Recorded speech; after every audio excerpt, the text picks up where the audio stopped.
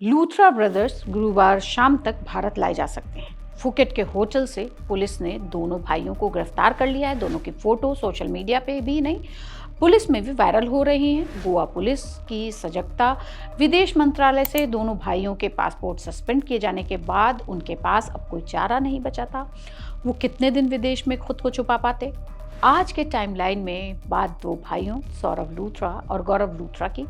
दोनों भाई महज 10 सालों में नाइट क्लब के शहंशाह बन गए। देश भर में 25 से ज्यादा नाइट क्लब खुल गए। दोनों भाइयों ने अपना साम्राज्य विदेश में भी फैलाना शुरू कर दिया। वो अपना साम्राज्य बढ़ाने में इतने व्यस्त रहे कि दोनों ने सारे होटल्स के नियम को ताक पर रख दिया। शनिवार रात जब उनके Goa night club Birch by Romeo Lane में आग लगी हुई थी, तो भीषण आग में लोग तड़प तड़प के और झुलस कर दम घुटने से मर रहे थे।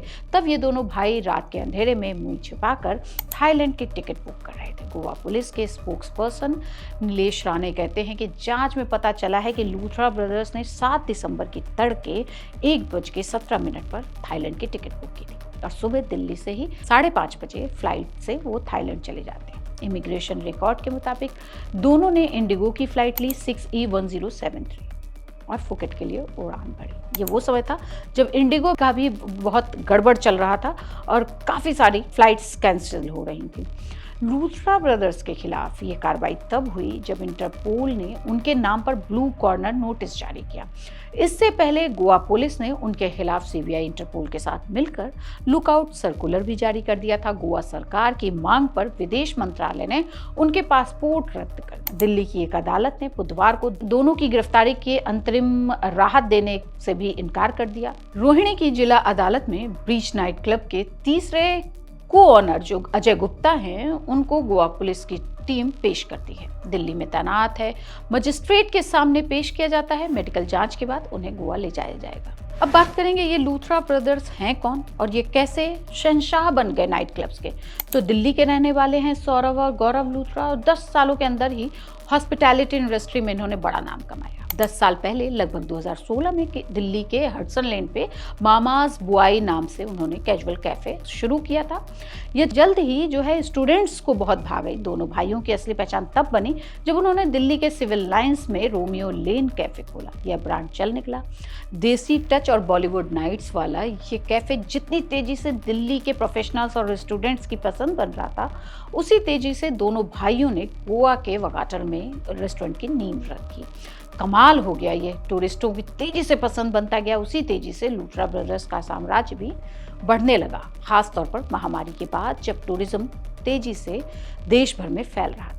वगाटर वाला रोमियो लेन, जहां पिछले शनिवार को 25 लोगों की मौत हो जाती है, जिसमें उनके कर्मचारी भी होते हैं, अपनी sea facing location, fire show और हाई एनर्जी बॉलीवुड नाइट्स के लिए टूरिस्टों की पहली पसंद बन गया था। इसी बढ़ती लोकप्रियता के दम पर ब्रांड देश भर में फैलने लगा। इंदौर, नागपुर, नोएडा, आगरा, देहरादून जैसे शहरों में कई मॉल रोमियो लेन को एंकर नाइट लाइफ ब्रांड के तौर पर बुलाना चाहते थे। कई डेवलपर्स खुद आउटलेट बनाने का खर्च उठाते थे, जबकि फ्रेंचाइजी पार्टनर्स बड़ी फीस के साथ कॉन्ट्रैक्ट और भारी रॉयल्टी देने को भी तैयार थे। इसी दौरान लूथरा ब्रदर्स अपनी कैफे की चेन में 2 और नाम जोड़ते हैं, रोमियो लेन और काहा।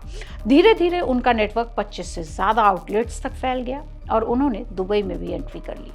बताया जा रहा है कि करीब 2 दर्जन और आउटलेट्स की तैयारी भी चल रही थी। दिल्ली में लूथरा परिवार एक दूसरे से काफी ज्यादा जुड़ा हुआ है। वे कई सालों तक मुखर्जी नगर के आउटफ्रॉम लाइंस में रहते हुए बिजनेस संभालते रहे। बाद में उनका corporate office model town shift किया गया।